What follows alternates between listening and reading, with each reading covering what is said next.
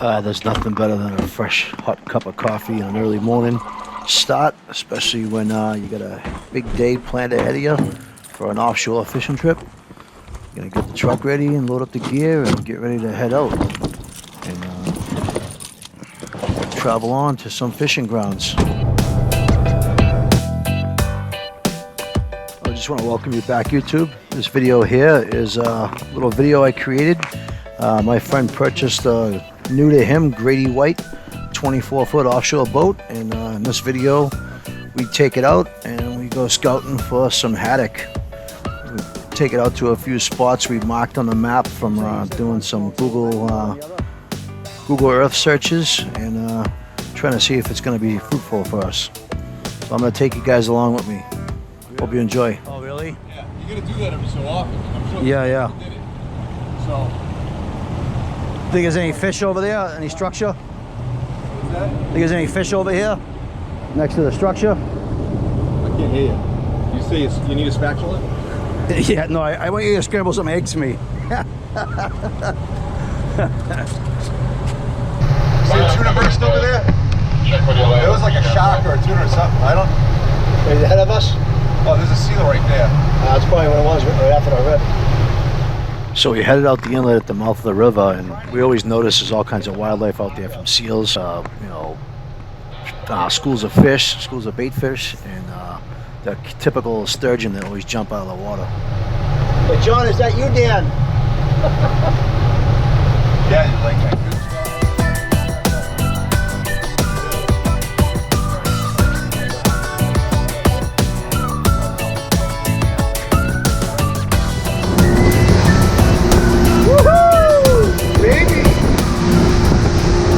Captain John, Captain Long John Snizzle Sticks. Call me Skipper. I'm gonna say we were very fortunate today. We had 1 to 2 foot seas, nice and sunny out, and a southeasterly wind. Beautiful day today. Gonna be high 90s, 90 degrees, humid. 2 foot seas. We got an easterly wind. It's going to be southeast mid-afternoon. Put them on the shelf in there.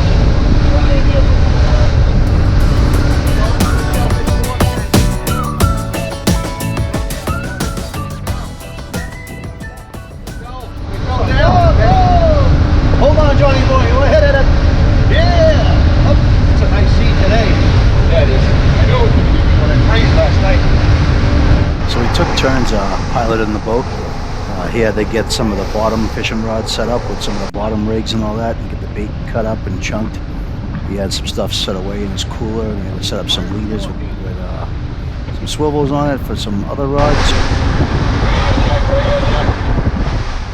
Had some intel on some of the fishing reports from some of the charter boats. So we figured we'd go and try a couple spots that they frequent and see if we can get lucky over there.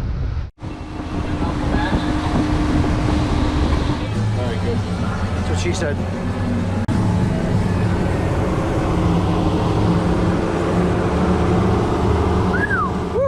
I'd figure I'd take a walk around the front of the boat over here and enjoy some of the scenery, take it all in. You know, it's nice and calm out there, and wind blowing in your face.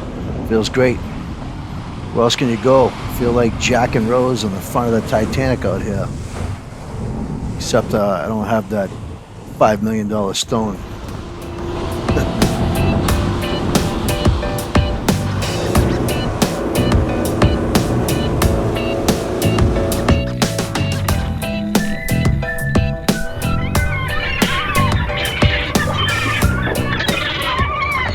Definitely slack tide, because you don't need that much weight. It's good. So we got to our location, we got the baits in the water. Now I gotta pull up myself a nice comfortable seat to sit on and get comfy and see if I can feel something biting on my line. See how we do.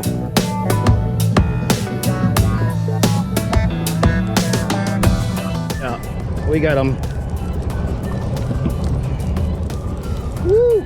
I felt them hit that thing twice. Huh? No, he hit it pretty good. So I had to get down to the back of the boat. I felt like I had probably 2 fish on because I had 2 good hits.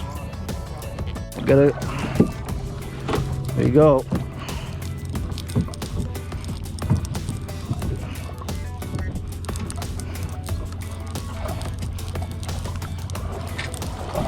I wonder if I get 2 on. 'Cause it feels heavy. At this point, I think you the got a line heavy was one, halfway in, and all of a sudden it started to feel a little lighter. I just don't have I'm the thinking I energy. might have lost one on the way No. up. Oh yeah, haddock boy. What'd you say they were? 17? That's a keeper right there. Yeah, I think so. We try to make it a habit now Did of you mark marking it? locations where we catch fish, so that way we have a place to go back to when we come back out. Definitely very helpful.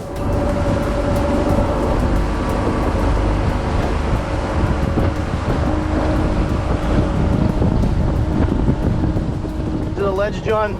Right over there.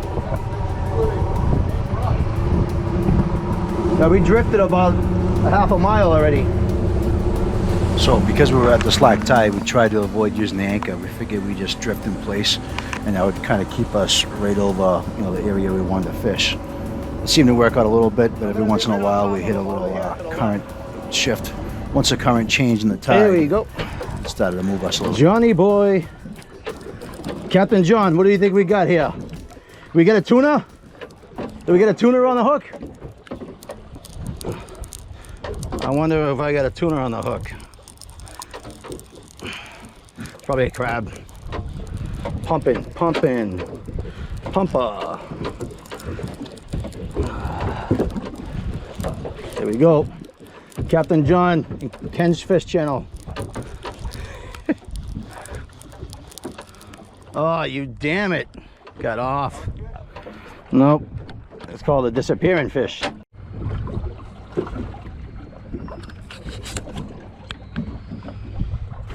think we both lost quite a few fish today.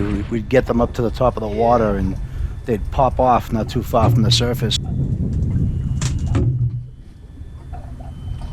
So what I was hoping for here was a big fish, but in all actuality, it seemed to be fighting a little differently than most of the fish that I've caught in the past, especially when we were bottom fishing.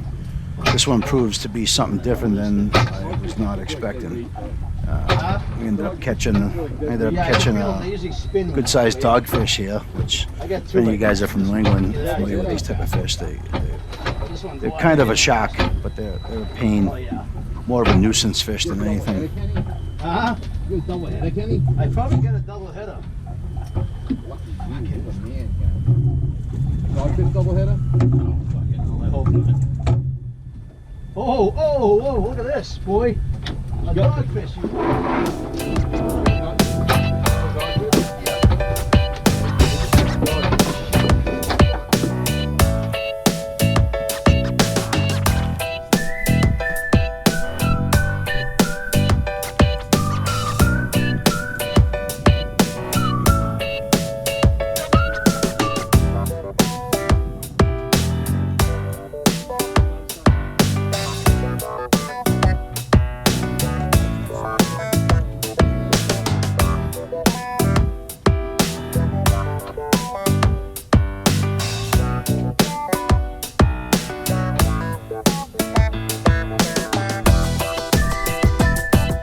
The tough thing about these fish is when you hook them, sometimes you catch them right through the jaw.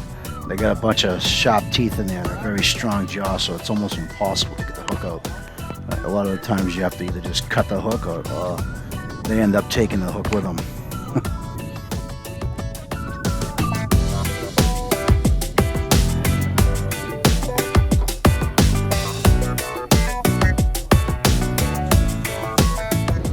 My buddy John was up in the front of the boat, and he was catching fish after fish. I think he kind of got a little lead on me that day. Kind of caught a little more than I did. He had some pretty good quality fish. Hey, let me just kill the end. Drop that anchor. You want to drop the anchor now? You ready? So after we started catching one fish after the other, we decided this is a good spot to put down the anchor and stay for a little bit. Don't stay on the hook. Yeah. It's too soft, right? Yeah. But these clams, you get a little fucking something on it. Oh, yeah. we're right on top of that good spot. We drifted right over that patch we marked earlier.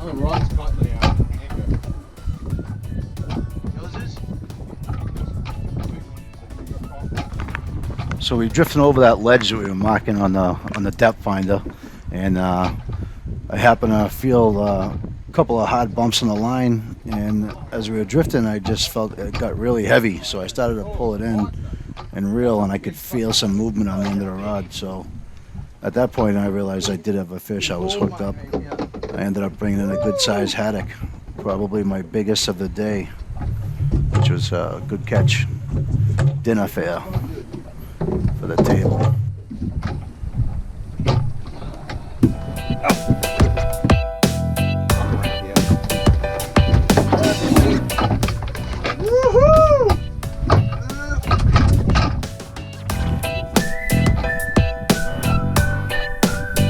I gotta say, you'd be amazed at some of the fish pun that me and my buddy come up with when we're out here fishing. Closest thing to making out with a fish right here. I can't really say some of the things we say because it definitely be censored on YouTube and it might change the audience of the video. Here we are, John's hooked up with another one. Really? Yeah.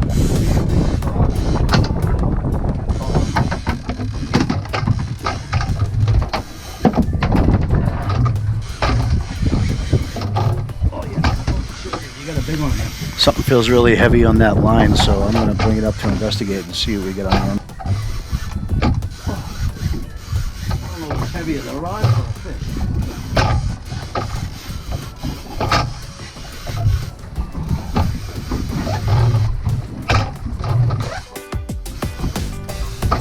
fish. So we had our suspicions that we might have been hooked up with a shark, so I grabbed the gaff.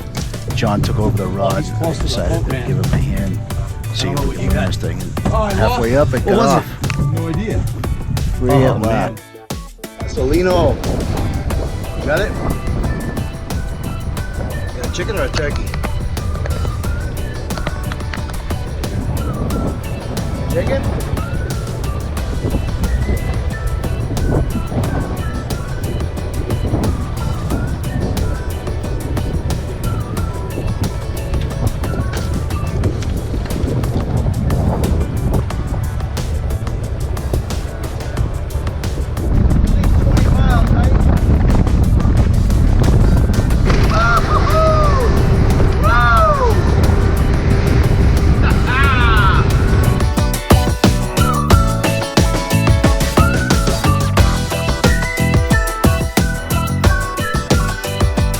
What the? Is it gone? Oh man, I'm soaked. What a wet ride. Well, YouTube's been fun. Thanks for coming along and enjoying my voyage and watching my video. If you like this video, please give me a thumbs up. And if you like my channel and want to see more content just like this, please subscribe. Thanks again. See you on the next one.